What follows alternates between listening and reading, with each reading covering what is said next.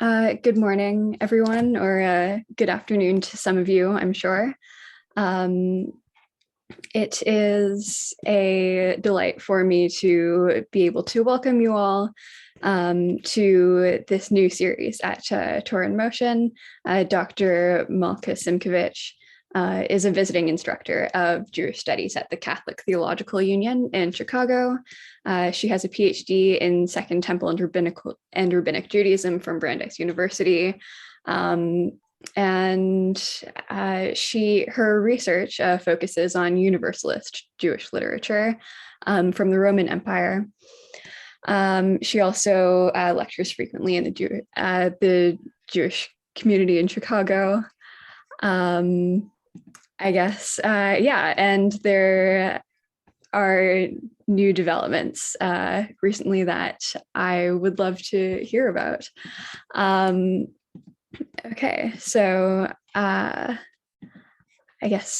Sorry, excuse me, would you, Dr. Simkovich, would you like to tell us what your current title is?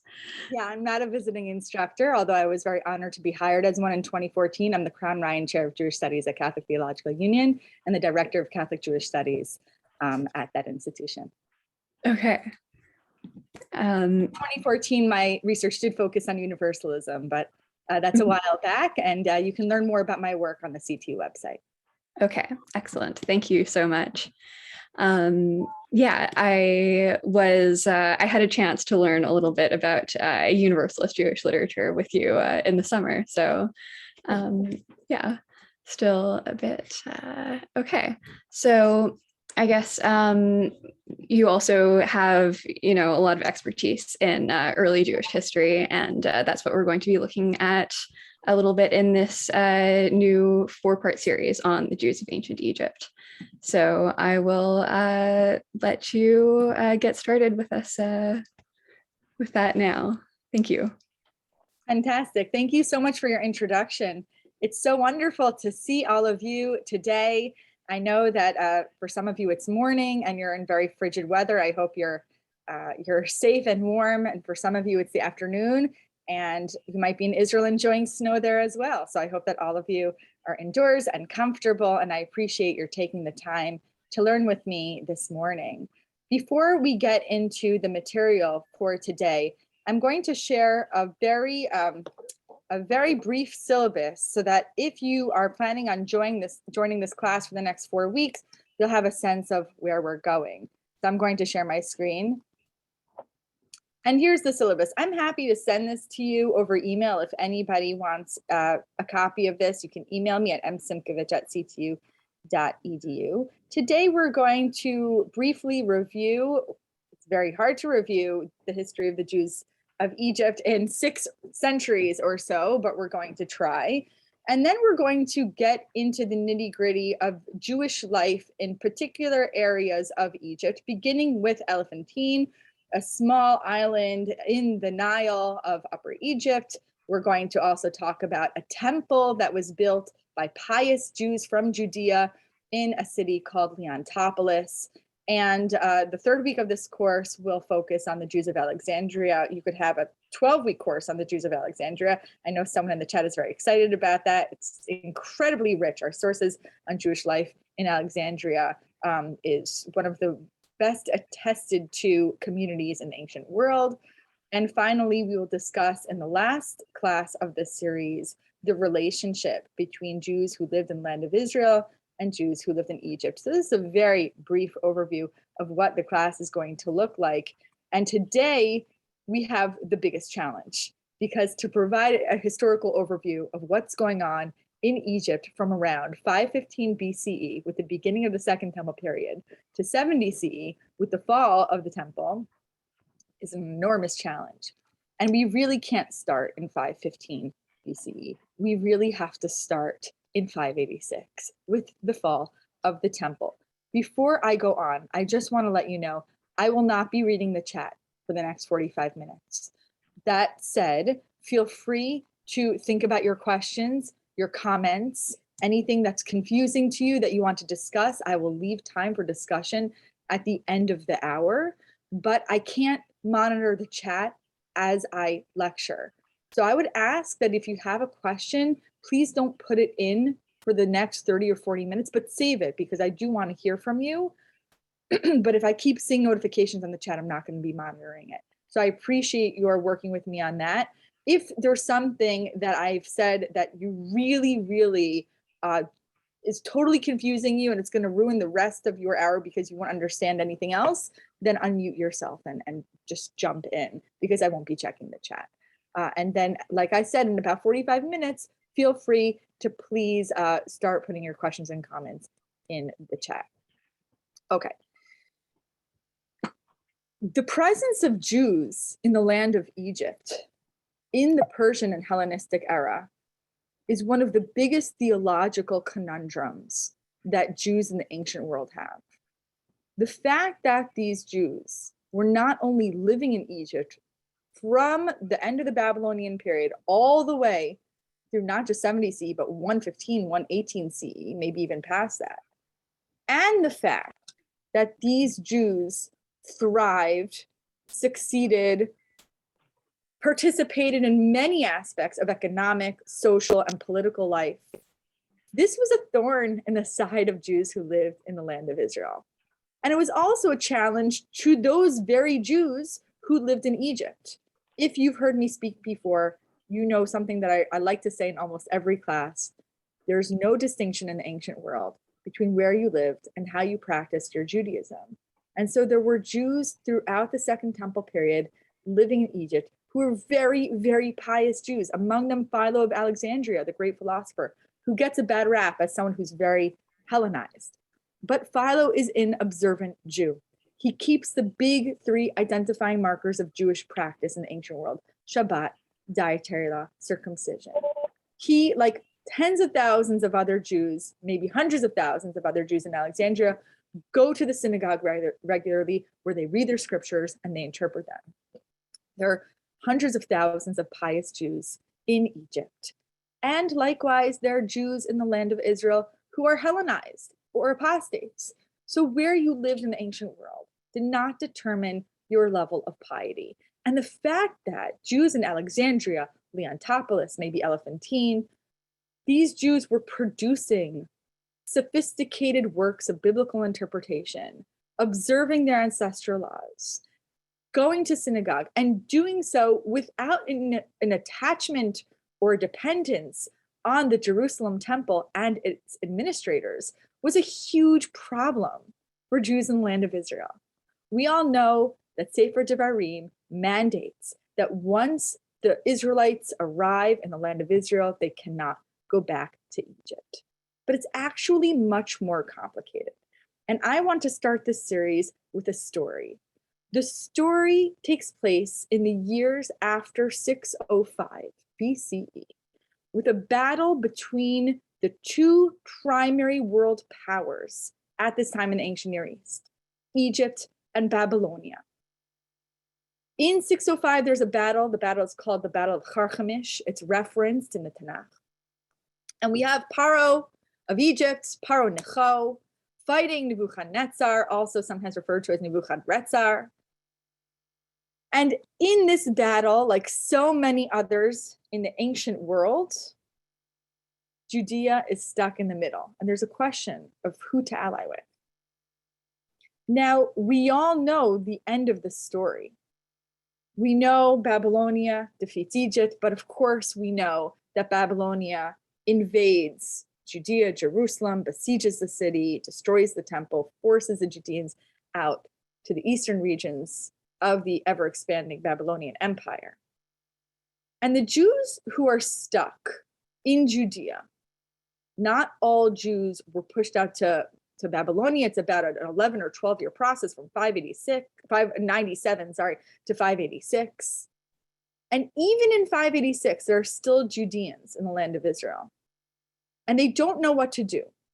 Should we flee the Babylonians and try to find refuge in Egypt?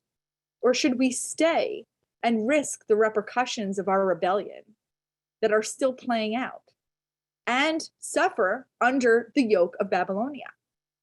And there's a debate. This debate takes place under the rulership of a famous person that I'm sure you've all heard of. His name is Gedaliah. After 586, the governorship of Judea is given to Gedaliah, but of course he's a puppet for the Babylonians. The Babylonians are in control. And Jewish leaders approach one of the most famous prophets of the Judean kingdom, which is now sort of defunct, right? There is no Judean kingdom. And his name is Yirmiyahu. We have a very well-documented debate between these Judean leaders and Yirmiyahu regarding what the remnant of Judeans should do in 586. Where should they go? Should they stay or should they flee to Egypt? Now, anybody who has read Jeremiah, Yirmiyahu, Mem Bet, Mem Gimel, and Mem Daled knows this story, but of course, very few of us are intimately familiar with all those deep layers in the middle of Sefer Yirmiyahu. So what I want to do is begin with this debate in 586. I want to begin with Sefer Yirmiyahu, Perek Mem Bet. And I'm not going to spend a lot of time on this because I really want to get into the historical realities of Jewish life in Egypt in the Second Temple period. So I'm going to share my screen, which I really hate doing because then I can't see your faces and I need your active facial expressions to keep me going, like Stephen over there, who is smiling all the way through, and Asher Stein. Some people's faces I focus on, Irene. It's very important, Ruth Shane, that she comes to my talks and I find her smiling face, but I'm going to share my screen. So hopefully I'll be able to stay awake. All right, so here we have, you should see my source sheet, you should see a timeline. And again, please save your questions for the end. I will not be checking the chat until about a half an hour from now at least. Here we have a little map where you can see the communities that I've referred to. When I move my cursor, do you see my cursor? Can someone nod? Yes, okay, yes. Thank you, Zella and Glenn Goldfinger, because I see you nodding. All right, so you see Alexandria over there, right? That's a very, very important port city. If you were to go, I'm gonna like go to the top of my screen. If you were to go from Rome to Jerusalem, you would very likely pass through Alexandria and stop there for a little bit, maybe to replenish your supplies. Very, very important port city. You have Heliopolis, which is another center of Jewish life. And then for many, many centuries, until perhaps as early as the 1970s, you have a Jewish community in Fustat. The famous Cairo Knesset is found there at the Ben Ezra Synagogue. Anyway, going down over here, you have Upper Egypt, which is confusing because Upper Egypt is not in the north of Egypt. You have Elephantine, that island we're going to talk about in a week. And whereas Leontopolis, unfortunately, is not on this map, but that's okay. We'll talk about that next week as well. All right, so let's go to Yirmiyahu. Sorry, just before we go over to Yirmiyahu, it looks like Sheila Melkman has a burning question. So. Oh, okay. I didn't know. Oh, Sheila, please. Well, her hand is raised. Or maybe we can go on. Let's go on. And then maybe if you don't mind taking a look, if Sheila puts the question in the chat and it needs to be something addressed now, please interrupt. Okay. Okay, thank you so much. All right, so here we are. I think I'm not going to do this in Hebrew. I for sure can't do it word for word.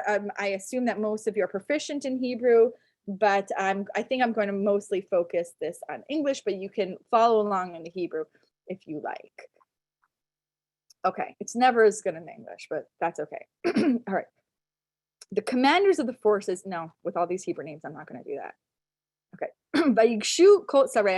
All these former commanders of the military troops of Judea, of course, they're now under the yoke of Babylonia.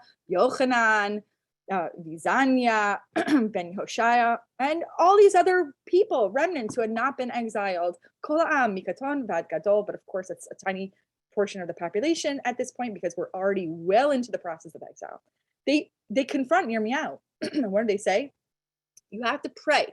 Hitpalel ba'adenu el Adonai Elohecha. You have to pray for God on behalf, but kol hashe'erit pray on behalf of the remnant that remains in Judea. Because we don't know what to do and we're scared. Nish'arnu ma'at me'arbeh. We're just this tiny minority in the land of Israel and we don't know what to do. It's funny that it says your God, Hashem, your God. I have to finish the pasuk since I said God's name. Tell us, or have God tell us, where should we go? Whatever God tells us, we'll listen. If God says go to the west, we'll go to the west. If God says go to the east, we'll do that. If he says stay put, we'll listen. And so Yirmiyahu says, fine, hineni mitpalel, I am going to do that right now. And he prays to God. By he miketz aser yamim. You see my highlighting, right? When I do that, you see it? Okay. After 10 days, by he devar denial Yirmiyahu, the word of God returns to Yirmiyahu, and God could not be clearer. You are not to go to Egypt. If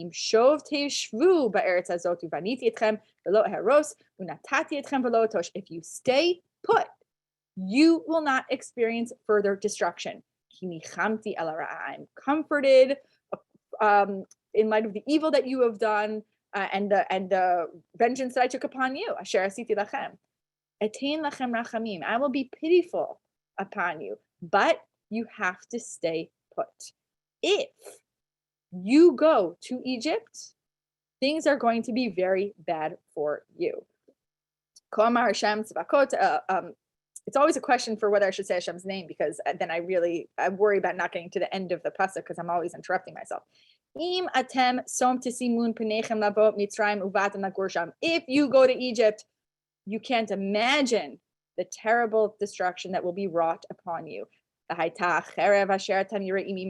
That fearsome sword that you are so afraid of, it is going to chase you. You are going to suffer from the sword, from famine, from enemies. It will be bad. There is no ambivalence in this speech from God to the people.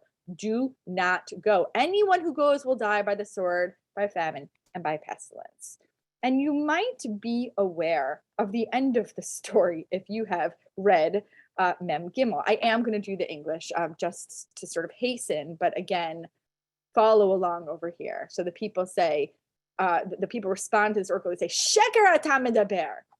They say, lies you are saying to us. You are a false prophet, Yirmiyahu.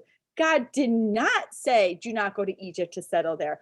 That clown, the scribe, Baruch ben Neriah, is inciting you. He is a mesit, I think is the Hebrew. Baruch ben Neriah mesitotcha. He is misleading you. He is inciting you so that we can become victims to the Babylonian oppression and yoke. We are going to go down to Egypt. And even though they promise Yirmiyahu, whatever you say, we will obey, in the end, they disobey the prophetic word of Yirmiyahu. And what do? They go to Egypt. And so Yirmiyahu apparently goes with them, and he has a prophecy in Egypt, in Tachpanes.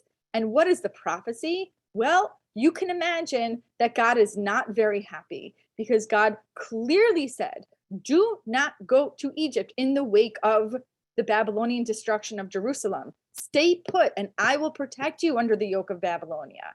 Now this remnant has moved from Babylonia to Egypt. And what does God say? Well, I'm going to send Babylonia to Egypt. And what is he going to do? Because these are enemies, remember Nebuchadnezzar versus Paro, right? And the king of Babylonia is going to come and ravage the land of Egypt. And everyone who is destined for pestilence will have pestilence. For captivity will have captivity. For the sword, the sword. And the people who have come from Judea to Egypt are doomed to suffer according to this oracle. So you can read the follow-up on your own in Mem Bet.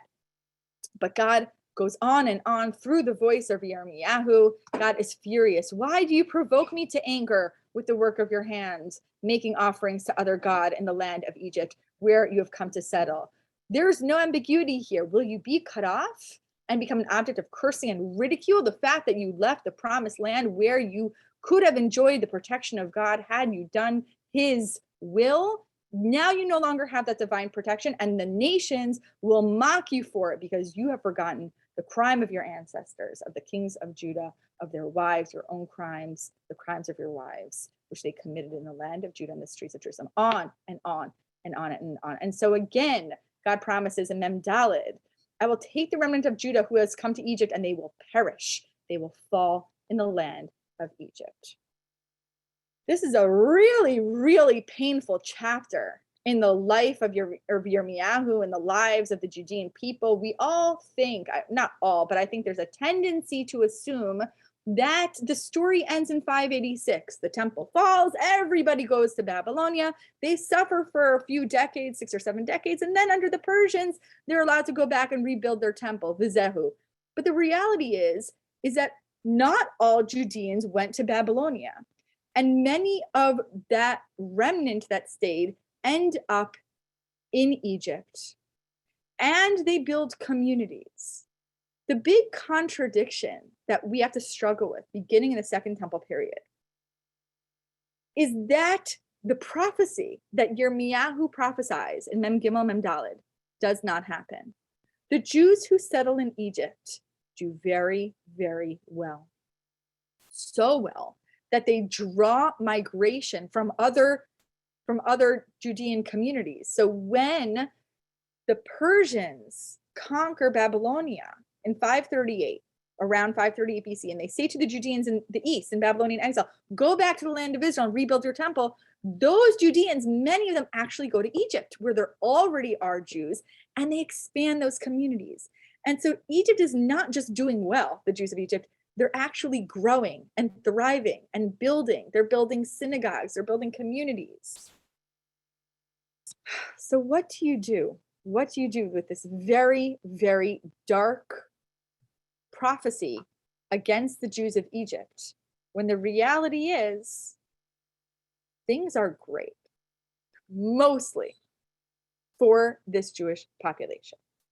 Now, I'm going to be very annoying with, I'm going to share, stop share, because I really try to minimize my sharing. So whenever I can, I'm going to stop share so I can see your faces.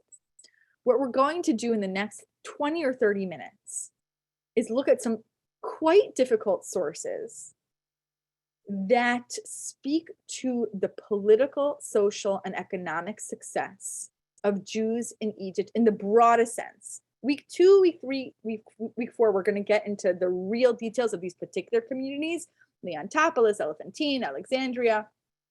But what I want to show in the next 20 minutes is that the Jews succeeded, in particularly on a political level, by which I mean they rise the ranks of politics. And so you have a contradiction that might be very resonant when you think about contemporary Jewish life today. On the one hand, Jews are politically very successful. They're generals in Cleopatra's army. They're supporting Julius Caesar. Some of these sources are absolutely incredible. Josephus almost suggests that Julius Caesar defeats Egypt thanks to the Jews. And yet that same success galvanizes incredible resentment and what we would call anti-Judaism on the part of their Greek and Roman neighbors. And so you have this contradictory situation where the Jews are doing great, and yet there's always the and yet. There are people writing terrible things about the Jews at the very same time that they're succeeding. Let's look at a few of these sources. I will not get to all of this, but I put in the chat my email, and I'm going to do it one more time for those of you who came on a tiny bit late. You can email me, and I see that you have the source sheet up, but can also send you, I make tiny little changes all the way up until I begin talking. So if you want the most updated one, you could send me an email. There are a couple typos and other things. All right, so now I'm back to sharing. We begin with the late 1st century CE historian Josephus, who witnesses the Jewish war between 66 and 73. He's taken captive by General Vespasian, taken to Rome. Vespasian becomes the emperor. He releases Josephus. He commissions the Flavian family that Vespasian is a part, commissions Josephus to write a history of the Jewish war in the late 70s CE. And in the 90s CE, as an old man, Josephus writes this 20-volume work, Antiquities of the Jews, his magnum opus, a history of the Jewish people beginning with Genesis. In the 12th book of Antiquities, Josephus is telling us the story of the events that led up to the Hasmonean rebellion in 167 BCE. And I'm going to try to do this as concisely as possible because I don't want to get bogged down into any one source, but I want to point out the degree to which Jewish leaders had political power in Egypt. You have a very pious high priest in Jerusalem in the early 2nd century BCE named Onias, Chonya. And Onias, and I say Chonya because he's referenced in the Mishnah because he ends up building a temple, and the Mishnah discusses whether you could offer a sacrifice on this temple. And Chonya, Onias, has a father. His name is Onias as well, Onias III, and this is Onias IV. Onias is a pious, observant Jew who is driven out by Hellenized claimants to the high priesthood named Menelaus and Alchemists. And these men, especially Alchemists, I'm going to focus on, claims the role of the high priesthood, but he is not from a family of high priests. And Onias realizes that his life is in danger and that he, as a legitimate claimant to the high priesthood, may be assassinated. He knows with this major intra-Jewish debate regarding Hellenization, should we Hellenize, should we not? Of course, this is the setting for the story of Hanukkah. Onias says, it's no longer safe for me to be in Jerusalem. I have to flee before I'm killed. And he says, I'm going to go to Egypt. There are already many, many Jews in Egypt. And what's interesting here is that we always think of Hanukkah as like, well, the Judeans, the Jews in Judea practice the authentic, more pious, less tainted, less corrupted version of Judaism. And the Jews outside in the diaspora, they were less pious. But this story is a great example of how that binary does not hold up. Onias is the pious, observant, God-fearing hero of the story who flees Jerusalem, while Menelaus and Alchemists tighten their control over the city, and these are Hellenized figures. So Onias goes to Egypt, and he does not want to administrate a synagogue, even though there are plenty of synagogues to lead at this time in the diaspora. Onias, as a priest, says, I want to build a temple. And I think some of you, especially if you've been in my other classes, know that there were other temples in the Second Temple period, other Jewish temples in the diaspora. And these were not built by, heretical apostates. The temple of Onias was built by a God-fearing Jew who felt that the Jerusalem temple was too corrupted to be at that time, the main legitimate temple. And so he says, I'm going to build a temple in Egypt, and I'm going to build it in a place called Leontopolis, which we're going to discuss more in the coming weeks. But he needs official permission from Ptolemy and Cleopatra to build this temple. And in another part of Antiquities, in the next book, book 13, Josephus, and also in the Jewish War a little bit, Josephus reviews the circumstances in which Onias gets permission from Ptolemy and Cleopatra to build a Jewish temple. And Josephus cites a letter. We don't know if this letter is the exact, perfectly accurate document, or whether Josephus is embellishing or maybe even inventing, but he cites a letter that Onias writes to Ptolemy and Cleopatra. Please know this is not the famous Cleopatra of the late 1st century BCE, who's in love with Mark Antony, right? There are many Cleopatras. This is Cleopatra. I think it would be the second, but I have to double check. But we're talking the early 2nd century BCE. I'm pretty sure it's the second because we'll talk about Cleopatra III later.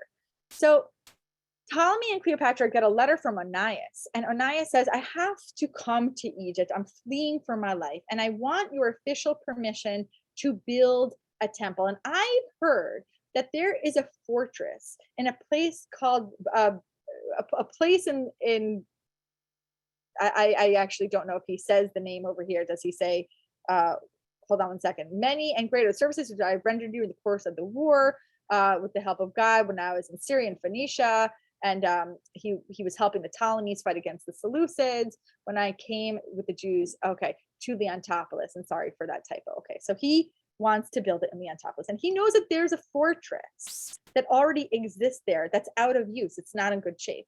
And he says, I beg you to permit me to cleanse this old temple, this old building. It belongs to no one. It's in ruins. And I want to renovate this structure to the Jewish God, and I'm going to renovate in such a way that it looks like the Jerusalem temple with the same dimensions. And I'm going to do it in honor of you, not in a way that threatens your power, but in a way that pays homage to your authority. So this, the famous accusation against Jews in the diaspora that they have dual loyalty is actually something that Onias really leans into over here. I'm going to build this temple with the same exact dimensions of the Jerusalem temple, but I'm going to do it in a way that honors you. Why? So that the Jewish inhabitants of Egypt can come together in mutual harmony and serve your interests. Allowing us to have this temple will enable us to be unified in our loyalty to you. And then the zinger of this letter is that he cites his biblical scriptures. Onias says to Cleopatra and Ptolemy, our own prophet Isaiah predicted that there has to be a temple of the Jews in Egypt. Can you believe this? Yes, this does exist. He's not making it up. As Isaiah foretold, there shall be an altar in Egypt to the Lord God. And you can look this up. I put in the source in, this might not be in the source sheet that you have because I just added this. It might be, I'm not sure. But if you look up Yeshayahu Yotet, you will see a prediction that the Egyptians will one day have an altar to the one true God, the Jewish God, and all people will, including the Egyptians themselves, will worship the one true God. This is like a universalist sort of eschatological prediction of the end time that Onias is reading as pertaining directly to his own reality. You'll also find a parallel in Zechariah at the very, very end of Zechariah and Perek Yud Daled, where again, there's a vision of the end time that focuses on the Egyptian recognition of the one true God. The prophets were very, very interested, particularly in the future repentance of the Egyptians, because there's a special, distinctive, unique relationship between the Jews and the land of Egypt that really is different from their relationship with other host cultures. Anyway, so Onias says, look, our prophet predicted that we have to have a temple in Egypt. And so can you please help us to make that happen? And they do. Cleopatra and Ptolemy permit this temple to be built. And this temple is enormously successful. We even have, I should have put it in the source sheet. I'm just going to stop here for a second. Today, the site of the temple, and actually I'll talk about this more next week, is called Tel El Yehudiah in Egypt. And excavations have been done there and archaeological finds have been absolutely amazing. And Jews lived there for centuries until at least the end of the first century CE. So the community that Onias founds is extraordinarily successful. Again, I want to remind everybody I'm not reading the comments until the last 10, 15 minutes of class.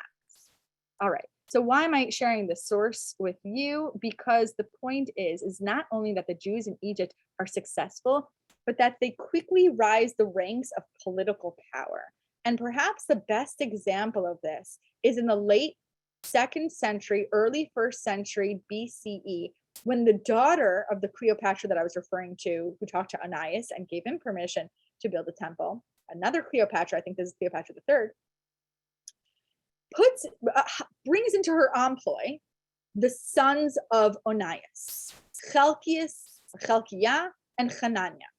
Josephus tells us later in book 13 of Antiquities that the two sons of Onias were the main generals of Cleopatra III in the late 2nd century BC. This is one of the most powerful positions you could have had in ancient Egypt and in Ptolemaic Egypt, which was itself one of the most powerful empires in the world at that time. So Chelkiah and Hananiah had enormous power. And when Cleopatra endures a rebellion by her own son, Ptolemy Lathyrus, the vast majority of Egyptians support her son against her. So we have Josephus here quoting a 1st century BCE Roman historian Strabo, who says that everyone pretty much in Egypt supported Ptolemy Lathyrus against his mother Cleopatra, except for the Jews. Chelkiah and Hananiah could not abandon the queen that they were so devoted to, and it might have been that out of gratitude for what her mother did for their father, Konya, Onias, they felt a loyalty that they could not surrender.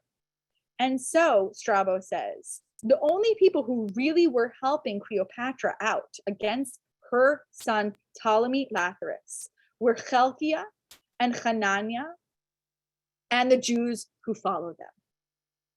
And so throughout the 2nd century, the Jews are playing a very outward-facing role in the political turmoil that Egypt is undergoing. And you can imagine that not everybody liked this. The Jews, even though there were hundreds of thousands of them, they were still a minority in the broader Egyptian population, and they had a disproportionate amount of power.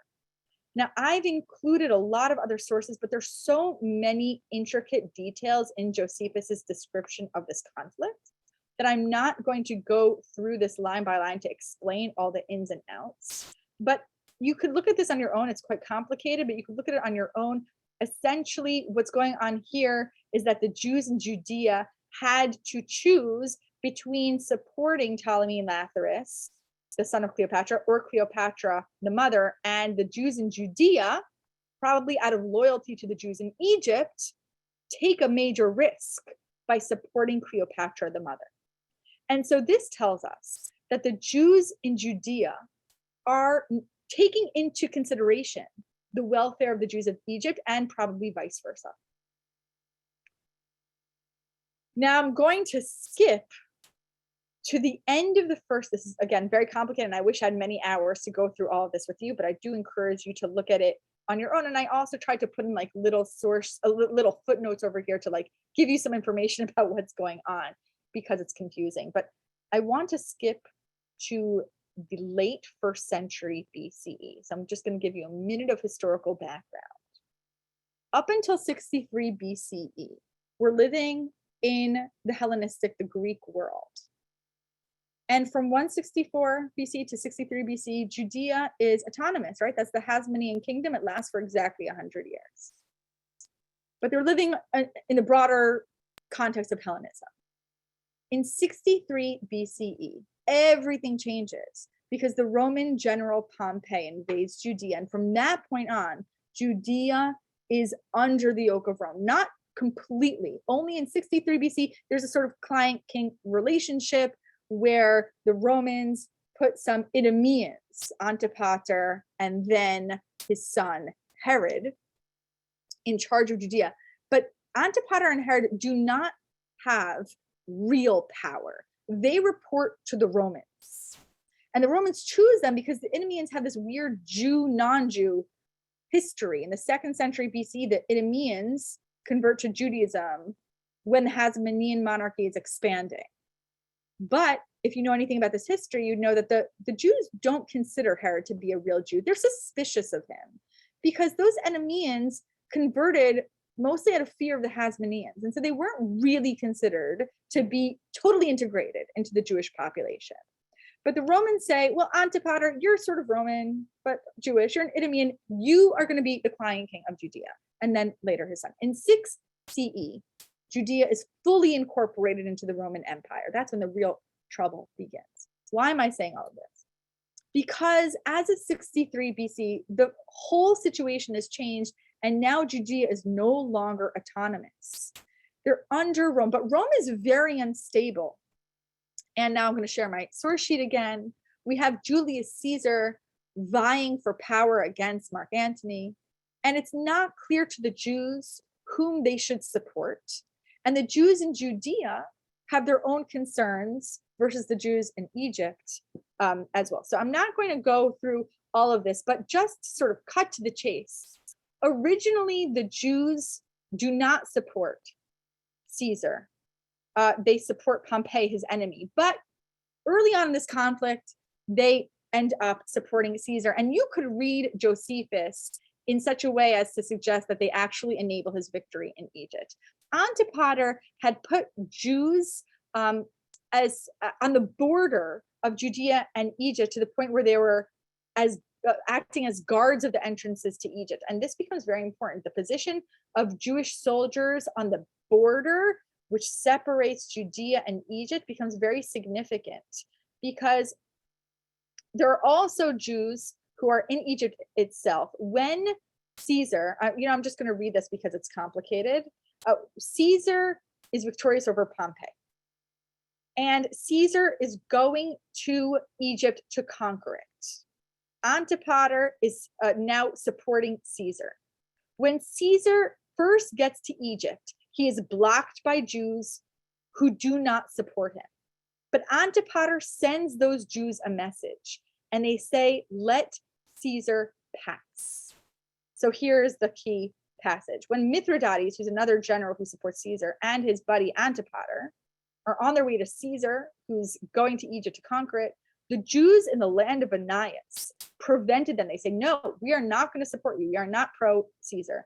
And Antipater says, no, you don't understand. If you're loyal to the Jews of Egypt, you have to embrace Caesar because we support him. Antipater persuaded the Jews of Egypt to let him pass. How did he do it? He shows these Jews in Egypt a letter from the high priest Hyrcanus too. Hyrcanus was the son of Salome Alexandra and the terrible king Alexander Jannaeus, but he was, again, I don't want to go through too many details, but he's the enemy of his very Hellenized apostate brother Aristobulus. Anyway, so the high priest Hyrcanus is like the good guy. He's a supporter of the Pharisees and the practice of ancestral Jewish law, and he supports Caesar, who ends up being very, very good to the Jews and really allows them to practice their ancestral law. Anyway, I know that I'm giving you a ton of information. I'm going to try to keep it simple. The point is that Antipater, the Idumean client king, shows a letter written by the high priest Hyrcanus of Jerusalem, telling the Jews of Egypt to let Julius Caesar pass.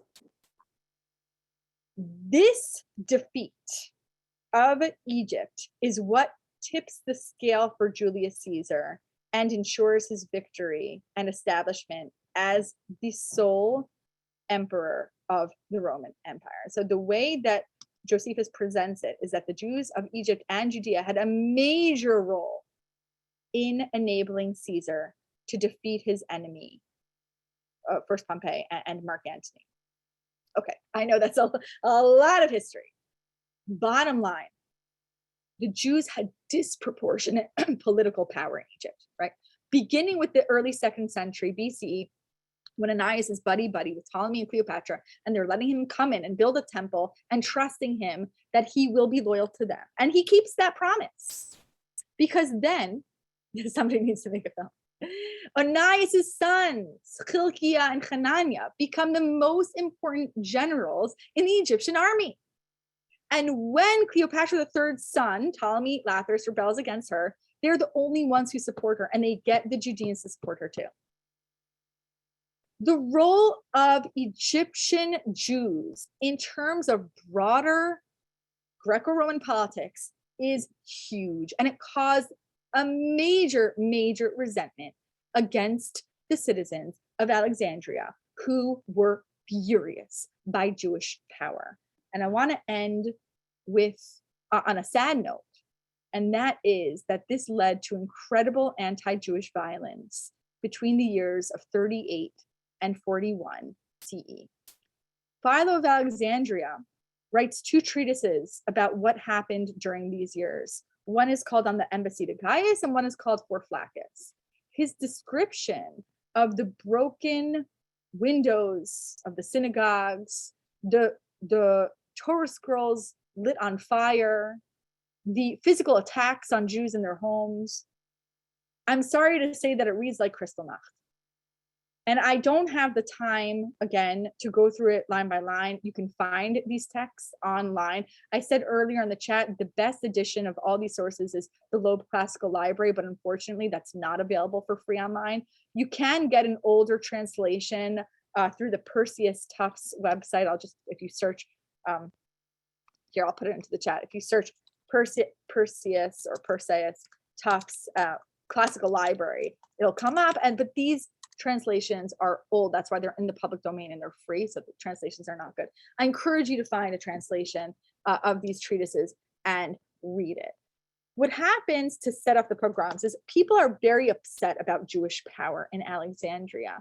And the client king of Judea in 38 CE, known as Agrippa, is passing through the city from Rome, where he has some official business to attend to, and he's going to Jerusalem, and he stops in Alexandria. He knows that he's very unpopular because he is very, very close to the emperors of Rome. At that time, the emperor was Caligula. But Agrippa has a good relationship with the emperors and also the ones who preceded him, Claudius, Tiberius, Augustus, Julius. And so Agrippa knows that people view him as having disproportionate power in Rome. And so he's very careful when he goes to Alexandria. He says, I'm going to pass in through the night. I'm going to schedule it so I don't get off the boat until the middle of the night. I'm going to replenish some supplies. I'm going to get back into the boat before sunrise and leave. Somehow word gets out that he's in the city and violence erupts. By midday, there is mass chaos in Alexandria. And there's even a parade where the Alexandrians parade in effigy of Agrippa. Well, that's not effigy, actually. I think Philo says it's the town fool. They put a king, they put a crown on his head, and they parade the town fool through the city, and they say, "All hail King Agrippa." And it's a nightmare. There hundreds of people die, thousands of people are driven out of the city. So I want to end with some of the sources that describe this incident. And I'm sorry again for the typos. Oops. Okay. So where am I going to start? Ordinary robbers, out of fear of being detected, the Alexandrians plundered the Jews of their furniture, their treasures, carried them off in broad daylight, displayed their booty to everyone. They met as if they inherited it fairly, right? They're just stealing from Jewish homes. And the Jews are fleeing. And if any of them had previously been left in other parts of the city, or if any had come in thither from the fields out of ignorance of the evils that had happened, like if any Jews were found in the wrong place at the wrong time, they were stoned, they were wounded with sharp tiles, these Jews were beaten on the most mortal parts of the body, on the head. The Alexandrians were out for blood just because of the visit of Agrippa to the city. And nobody intervened. The Roman procurator who was witnessing this at the time, Flaccus, let it happen, according to Philo. The Roman officials in the city stood by and watched as Jews were taken, they were bound, their ankles were fastened together, they were dragged through the middle of the marketplace. I mean, this is extremely hard to read, the tortures and horrors that they endured. And Philo sat back, and Flaccus sat back and did nothing. Now, Philo says, I was already on page 11 of the source sheet, so I didn't include more. Philo says that he went to Rome to ask for help. He went with a delegation of 4 other Jews to Rome to say, you have to intervene. Alexandria is in flames. There are hundreds of thousands of Jews right now who are fleeing for their lives or being violently attacked. And Caligula laughs him out of the court. Philo says, first, he was humiliated because the delegation was waiting and waiting and waiting. Caligula wouldn't see them. Finally, when he sees them, I think some of you have heard me say this in earlier classes because it's such a great story, but a shocking story. Caligula says, I don't have time for this Jewish delegation. I have to attend to my gardens. Now, if you want to walk with me through my gardens, I guess I could listen to what you have to say. So Philo describes how Caligula is walking through his gardens, giving instructions to his gardeners. Oh, cut those roses a little shorter, cut those flowers in this way, while Philo is sort of following along behind him, trailing him and saying, and another thing is happening to the Jews, and their synagogues have been burned down, and the Torah scrolls have been desecrated. And finally, Caligula turns around and says, you know what? It's not my problem. Not my problem. Can't help you. Sorry. And Philo and the Jewish delegation go back humiliated. Philo is a great example of Jewish optimism in Egypt because he truly believes that the Jews can make a positive difference and find a kind of peaceful, harmonious alliance with their Greek and Roman neighbors. But maybe he's too optimistic because it simply doesn't happen. The political success of the Jews in Egypt galvanizes too much animosity.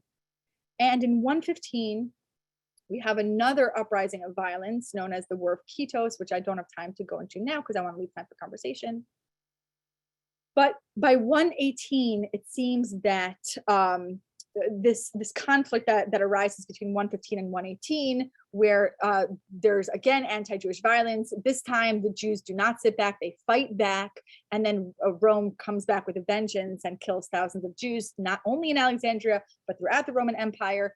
This might have been the end of the robust golden age of Jewish life in Alexandria. So it doesn't mean that there were no longer Jews in Alexandria after 118, but that really does mark the end of the golden age of those Jews. We're going to talk about that more in coming weeks. But what I wanted to emphasize for this very dense introduction is the Jews of Egypt in the broadest sense were incredibly successful politically, socially, and economically. And that posed a major challenge, a major difficulty theologically for Jews in the land of Israel. We're going to really address that problem in the last class of this series and talk about how Jews in Judea solved it.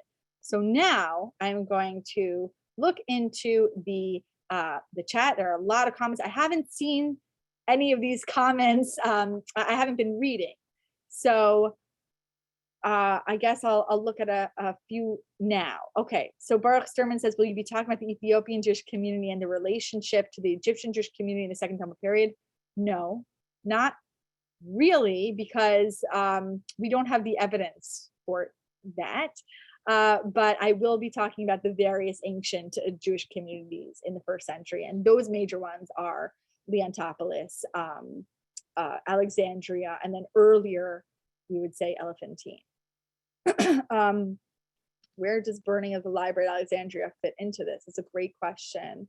Scholars think that there was more than one fire.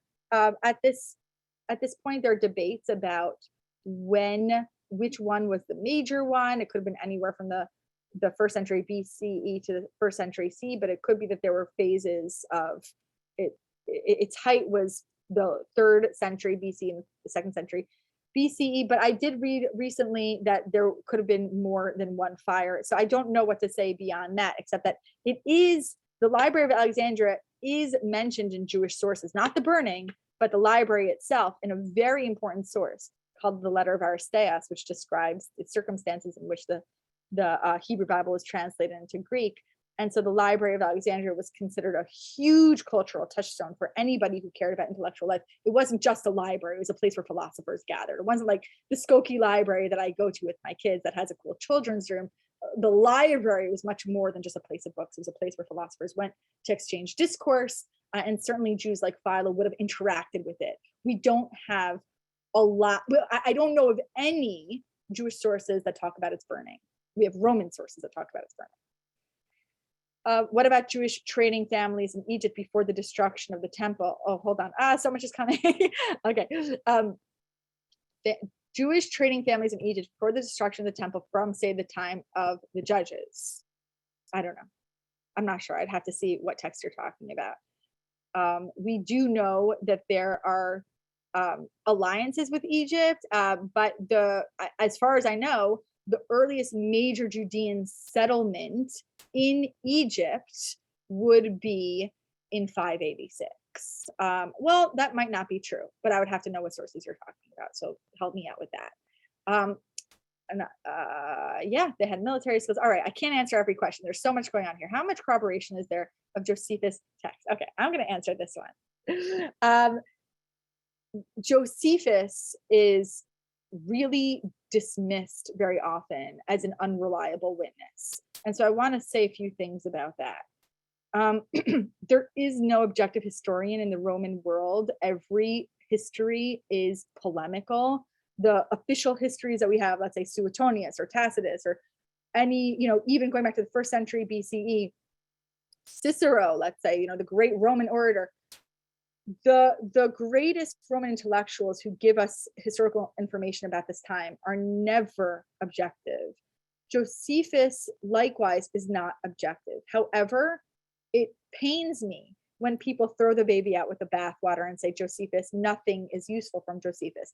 If I witness, I'm trying to think of something important, this is a sad metaphor, but it's not a metaphor, but if I tell you something about my experience on the day of 9/11, and I say 9/11 took place in Los Angeles on March 10th, 1992, you'd be like, wait a second, that's not true.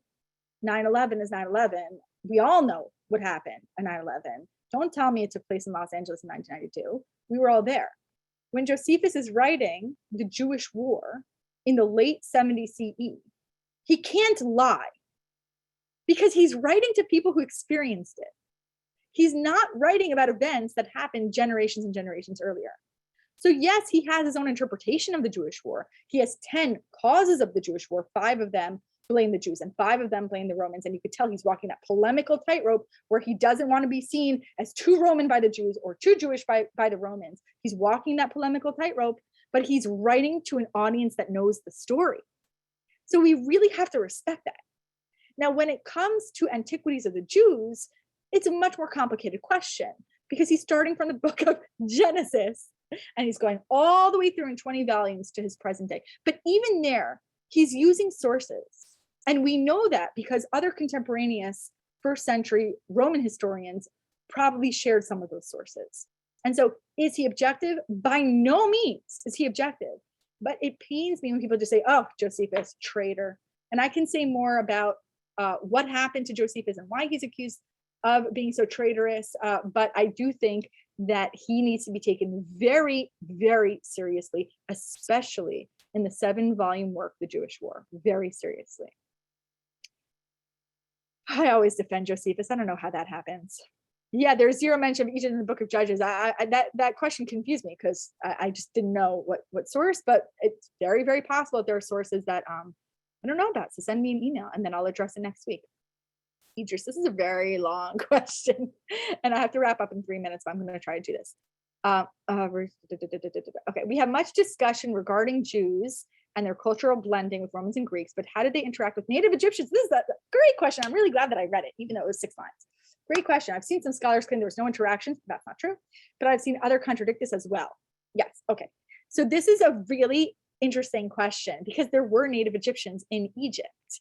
And there's a lot of what we call racism against those native Egyptians. And you find that racism in Greek and Roman sources and also in Jewish sources. And so Philo sometimes will say, oh, this biblical figure, when he's talking about in some of his biblical interpretations, Philo will say, this biblical figure was as ugly as an Egyptian or as dark as an Egyptian. So Philo was quite, yeah, I see some of you are like, oh boy. Yeah. And so Greeks and Romans also look at Egyptians in the same way that you might have racism, like very unfortunate, problematic racism against indigenous people today, or you might say they're less sophisticated, they're less cultivated, and they've lived in the land longer than us. There is like a certain kind of triumphalism, or you might even say colonialism, but there is a lot of bias against the native Egyptians in the first century, especially in terms of physical appearance, but also in terms of their attachment to ancient practices. Okay, so what else do I want to say about that? Yeah, so and then just one thing, which is if you think about sort of like the class hierarchy in the first century, when the Romans come into Egypt, right, with Julius Caesar at the end of the first century BC, and they pushed the hierarchy down. So the Greeks were once at the top, and then it was Jews are somewhere in the middle, and then the Egyptians are at the bottom. The Romans come in and they push that down. And so then the Romans are in charge, then you have the Greeks, and then you have the Egyptians all the way at the bottom. And then the Jews, the place of the Jews is always in question because they have political power, but they're also criticized in a very sometimes similar manner as the Egyptians. They cling to irrational ancestral laws. They're misanthropic. They do their own thing. They don't integrate. And so the question of where the Jews fit into that hierarchy is always a question. And so to answer your very interesting question, what some of the Jews do is they push the Egyptians down to establish themselves as being higher class. There's some interesting scholarship on Philo's attitude towards native Egyptians that you can find. All right, I think I have to wrap up because it is 10:30 Chicago time, 6:30 Israel time. And this was a lot of fun. Thank you all for joining me. I'm going to put my email once again into the chat, and you can always shoot me an email. Sometimes it takes a couple days for me to get back to you, but I welcome your impressions, and come to class next week with any questions or anything you need clarified. I'd be happy to address those. So have a wonderful week and a wonderful Shabbat.